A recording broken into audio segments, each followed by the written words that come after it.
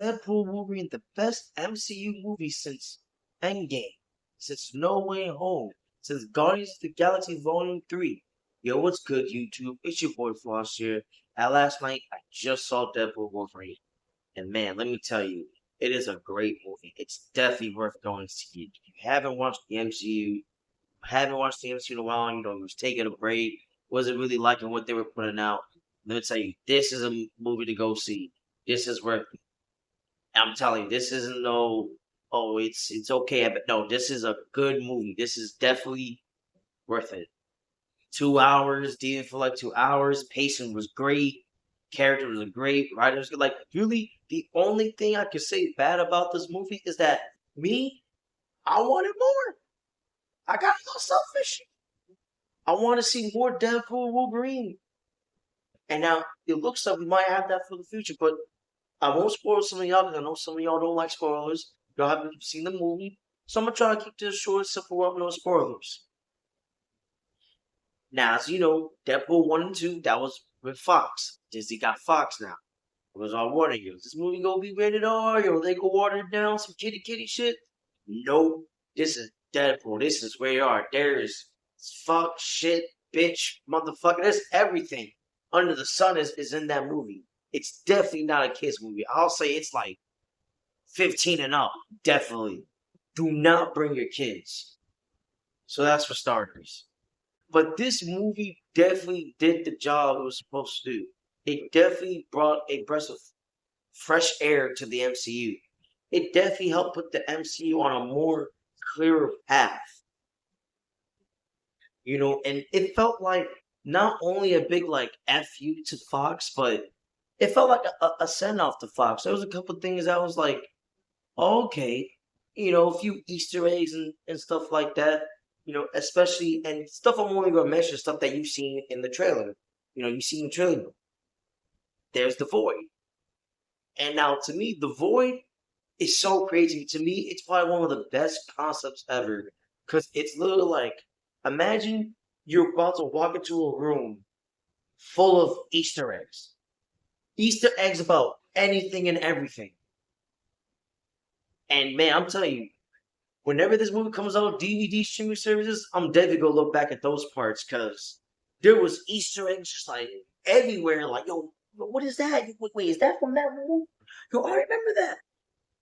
And the cameos, as you guys probably seen, mutant cameos.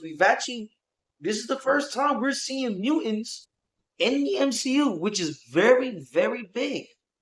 Which, like I said, it's putting MCU on a clearer path, a breath of fresh air. Because although they've been, kind of shaky, especially with the whole Kang situation, but this movie did its job, and this is the only Marvel movie of this year, so it had to be good. And the movie did just that. The movie was great. But that will be all for just a spoiler-free review. I'm about to get into the movie now, so if you don't want to hear this, just exit the video, but make sure you leave a like, comment, and subscribe. Alright, so spoilers about to come in about 5, 4, 3, 2, 1. So, how does Deadpool Wolverine affect the MCU? How does it affect the future of the MCU? Does it have me more hype for Captain America 4 Brave New World? And the answer to that is all yes. So, what we found out in Deadpool and Wolverine, we found out that if you watch Deadpool 2, after Wade took Cable's time device and did what he did, the TVA started watching him. They didn't do anything yet. They were just watching him. So years go by, after that, and we see Wade go to Earth 616, the MCU. And long story short, he tries to get into the Avengers and Happy turns him down. That's where we see Wade basically trying to become a regular person. Car salesman, regular job, regular life. Doesn't want to be Deadpool no more. He's done. Him and Vanessa's split now. And then that's when we find out that Deadpool's universe, which is Earth 100,015, is actually disintegrating itself. It's erasing itself. And why is that? Because we find out that not only can, variants that create a Nexus event make that happen too, but every Earth, every timeline has a anchored being. A person who's basically the anchor for that timeline, for that Earth. And we find out that Wolverine, Logan, from the Logan 2018 movie, that was the anchor being for Deadpool's universe. But since he died in that movie, you get what I'm saying. So Deadpool, of course, saddles up, but he thinks he's saddling up to save his universe. No, we found out that Paradox, who works for the TVA, basically doesn't like how the TVA is run now. He wants to just erase the universe. But he wants to give Deadpool what he wants. 616, you can be in the MCU. You be in the MCU while your universe just goes poof, gone. Deadpool, of course, doesn't fuck with it. So he takes a TVA top pad and we get a montage. We see a couple Wolverines. This is why I said there was Easter eggs. If you're a big Wolverine fan, you're probably going to notice some of these Wolverines. There was several. There was a comic accurate Wolverine, because if you don't know, Wolverine is actually supposed to be like 5 feet tall or something. Like, he's really not supposed to be big. We got a Wolverine in like apocalyptic time, Wolverine on a cross. Like, there were just several Wolverines that we had, but everything was the same. Saw Deadpool, got into a fight, didn't work out. Until he finds the Wolverine we seen in the trailer. And after a little chatter, Wolverine drinks himself to sleep. Deadpool takes him back to the TVA, but here's where we learn that this is not the best Wolverine. It's possibly the worst Wolverine of all Wolverines. And we find out because this Wolverine, basically, there was a day that the humans came mutant hunting. He wasn't there. They called. He said no. Why? Because Wolverine would have rather got drunk at a bar. Once he got back from said bar, everybody, Cyclops, Storm, Beast, everybody, dead. He's the last one. So traumatic, it makes him wear the suit that they all wanted him to wear. Because he said he didn't want them to know he wanted to be there. Like I said, great character, development, writing for Wolverine and Deadpool. We get bits and pieces of stuff like that. So after a chatter between Paradox and Wolverine and Deadpool, they get sent to the Void. And he was talking about Easter eggs. You see little bits and pieces, the Fox sign, see some vehicles, like a Fantastic Four vehicle. I wasn't sure, but I think I saw like the like that one piece of like a Sentinel head was there. Like, there was just a lot of stuff there. And here we get one of our first cameos. We get Chris Evans. Now you're probably thinking, oh, Captain America. Here's where they hit us with the first word. This is not Chris Evans Captain America. This is Chris Evans Johnny Storm. Yes, ladies and gentlemen, we are seeing Johnny Storm, the Human Torch, in the MCU. It didn't last long. Well, I'll say this. He lasted longer than the whole Illuminati did in trash-ass Doctor Strange and the Multiverse of Madness. Yeah, I said it. And I was happy. I liked Fantastic Four when I was a kid. I know some people may not be big fans of it, but I really like Human Torch. To just see Human Torch in MCU on the big screen was just great for me. Chris Evans, he hasn't been Johnny in like, what, 20 years, right? 15, 20 years, but it felt like he never left. You had him, you had Pyro, Frog, Azazel. There was just mutants everywhere. Saw Cassandra Nova, which is big, her being Xavier's twin sister.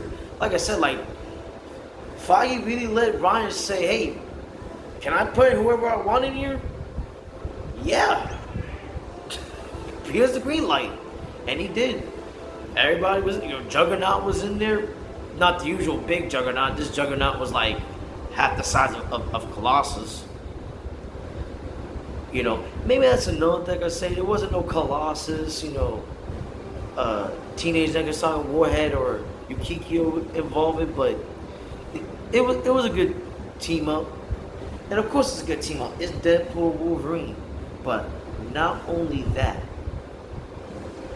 we have cameos from, like I said, it felt like a FU to Fox, but it's also a send out to Fox. We have cameos from the Fox era Marvel movies. We had Blade, we had Elektra, we even got Gambit, and we had X-23 Lord, but grown up now.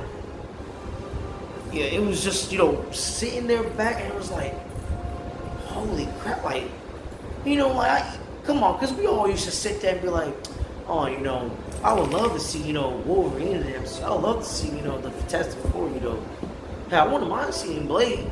And the fact that we're actually seeing them was just like, I almost had to pinch myself because I just couldn't believe it. Like, they're really doing this. And of course, action-wise, everybody looked good. Deadpool, Wolverine going against each other looked good. When they were fighting together, looked good. Elektra, Blade, and them all looked good. All had time to shine. I really like how they almost kind of swerve us there. They almost did the MCU classic of, the villain's bad, but then they talk to them, and the villain's not bad no more. They had me for a second, but